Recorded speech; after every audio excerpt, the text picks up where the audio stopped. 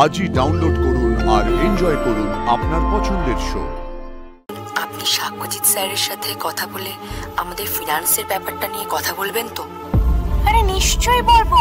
তেমন স্ক্রিপ্ট হলে উনি যাতে অভিনয় করেন তার ব্যবস্থাও হয়ে যাবে।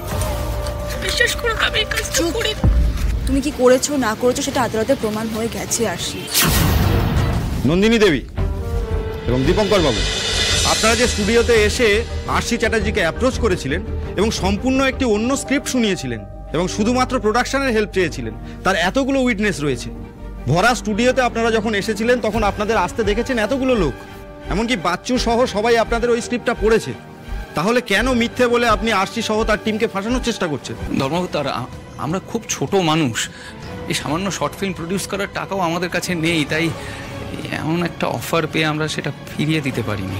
মিথ্যে কথা, মিথ্যে কথা ধর্মবতার, ওরা মিথ্যে বলছে, বানিয়ে বানিয়ে বলছে। আমি কিচ্ছু বলিনি এগুলো। আপনি বলেননি? না, বলিনি আমি। ধর্মবতার, উনি যে এই প্রস্তাব দিয়েছেন তার প্রমাণ স্বরূপ ওনার কল রেকর্ডিংস আপনার সামনে পেশ করতে চাই। ম্যাডাম, এই যে কাজটা করতে যাচ্ছি কোনো ঝামেলা হবে না তো? মানে পুলিশ টুলিশের ঝামেলা? আরে কিচ্ছু হবে না। আমি সাক্ষ্যজিৎ চ্যাটার্জির পার্সোনাল ম্যানেজার, বাচ্চুদা ওনার প্রোডাকশন ম্যানেজার। কোথায় পুলিশের ঝামেলা হয় আর কোথায় হয় না, হলে কি করতে হয় সব আমাদের জানা আছে। আপনি শুধু মন দিয়ে শুটিংটা করুন। প্লিজ আপনি পরে ক্লিপিংটা শুনুন। আপনি এই ক্লিপিংসটা শুনলেই বুঝতে পারবেন যে উনি কোনো শিল্প করতে যাচ্ছিলেন না, বরং এই অনৈতিক কাজটাই করতে যাচ্ছিলেন। না হলে কেউ এভাবে লোভ দেখায় না, টোপ ফেলে না। প্লিজ আপনি পরে ক্লিপিংটা চালান। আমি নন্দিনী বলছি ম্যাডাম। বলছি আপনি সাক্ষ্যজিৎ স্যারের সাথে কথা বলে আমাদের ফিনান্সের ব্যাপারটা নিয়ে কথা বলবেন তো?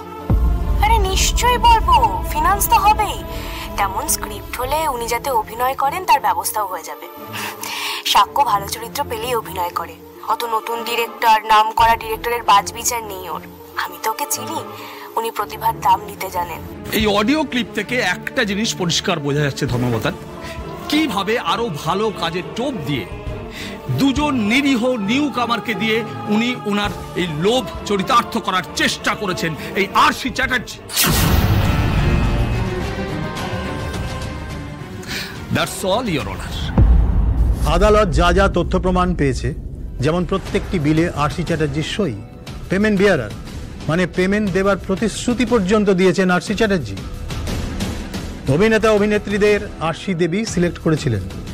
অডিও ক্লিপে এমন আভাস পাওয়া গিয়েছে যাতে মনে হচ্ছে আরশি দেবী কোনো বেআইনি কাজ করতে উদ্যত ছিলেন। আরশি চ্যাটার্জি এবং বাচ্চু হালদারের যেহেতু কোনো পাস্ট ক্রিমিনাল রেকর্ড নেই এবং তারা তাদের কাজের জায়গায় যথেষ্ট সুনামের সাথেই কাজ করছিলেন, তাই হঠাৎ করে তারা কেনই বা এরকম একটি কাজের সাথে যুক্ত হলেন সেটা খতিয়ে দেখতে চাই আদালত। এই কেসের পরবর্তী শুনানি হবে 3 দিন পর। ততদিন অভিযুক্ত আরশি চ্যাটার্জি এবং বাচ্চু হালদারকে পুলিশ হেফাজতে রাখবার নির্দেশ দিচ্ছে এই আদালত।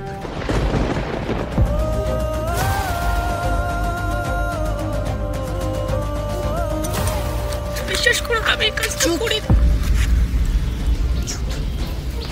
আর একটা কথা বলবে না তুমি। তুমি কি করেছো না করেছো সেটা আদালতে প্রমাণ হয়ে গেছে। আরশি,